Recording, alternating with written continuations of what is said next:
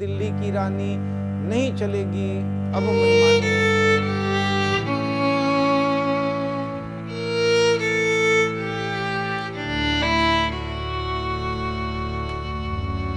चौहत्तर की कहानी, उसकी अगली कड़ी।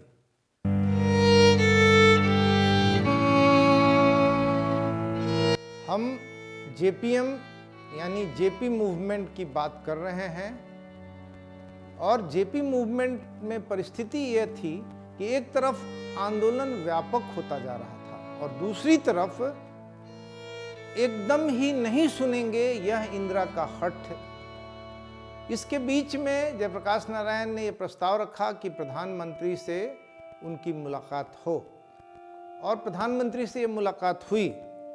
प्रधानमंत्री इंदिरा गांधी ने कहा कि गुजरात विधानसभा हमने भंग कर दिया है और आगे फिर अगर बिहार विधानसभा को भंग कर देंगे तो ये जो बात है ये जारी रहेगी और फिर चुनावों और जनतंत्र का क्या होगा।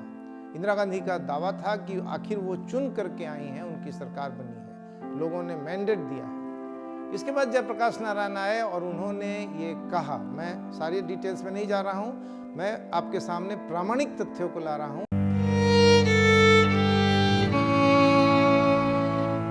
जयप्रकाश नारायण ने आकर के पब्लिक मीटिंग में ये कहा कि ये इंदिरा गांधी हैं जो मुझे चुनाव की तरफ धकेल रही हैं, मैं चुनाव की तरफ नहीं जा रहा हूँ। इसके पहले उनका घोषित बार बार कहा हुआ विचार था कि बिहार आंदोलन सत्ता परिवर्तन के लिए केवल नहीं है, सत्ता परिवर्तन से ज़्यादा समाज परिवर्तन के लिए है। उसके लिए उन्होंने संपूर्ण क्रांति का नारा दिया था, उसकी दिशा बननी थी जो बाद में प्रयोग क्षेत्रों में बनने लगी।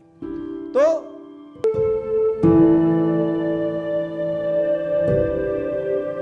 बिहार आंदोलन के बारे में लोकनायक जयप्रकाश आंदोलन ने यह समझ लिया।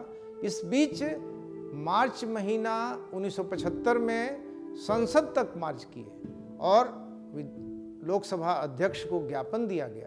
बिहार आंदोलन के लोग गए, देश भर के लोग गए, लेकिन सुनी नहीं गई। यह इस अर्थ में एक विफल आंदोलन था कि आंदोलन के मांगों को सुना नहीं गया। और इसके बाद ये चुनौती आ गई कि अगले चुनाव में इंदिरा जी को देख लेना है। और इंदिरा गांधी इस वजह से बहुत परेशान थी कि उसी समय इलाहाबाद उच्च न्यायालय ने, इलाहाबाद हाई कोर्ट ने चुनाव संबंधी एक रिट पर अपना फैसला दे दिया था, जिसके हिसाब से सरकार में नौकरी करने वाले लोग उनके चुनाव कैंपेन में शामिल हुए थे। इस वजह से उनकी सदस्यता खत्म कर दी थी इलाहाबाद हाई कोर्ट ने और ये कहा था कि अगर आप सुप्रीम कोर्ट में जाती हैं और अपील करती हैं तो उसके बाद आपको सुप्रीम कोर्ट आपको अगर आपके पक्ष में कोई राहत देता है तो दोबारा आप प्राइम मिनिस्टर हो सकती हैं, लेकिन अपनी ही पार्टी के किसी व्यक्ति को प्रधानमंत्री पद पर बिठाएं ऐसी स्थिति में जबकि आपकी सदस्यता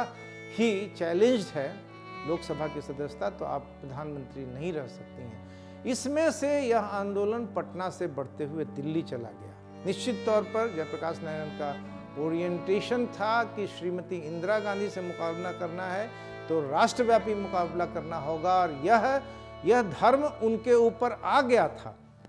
उस समय जितने भी नेशन बिल्डिंग की प्रक्रिया में आज़ादी के आंदोलन से उभरे हुए नेता थे, उनमें से लोग नहीं रह गए थे उम्र की वजह से।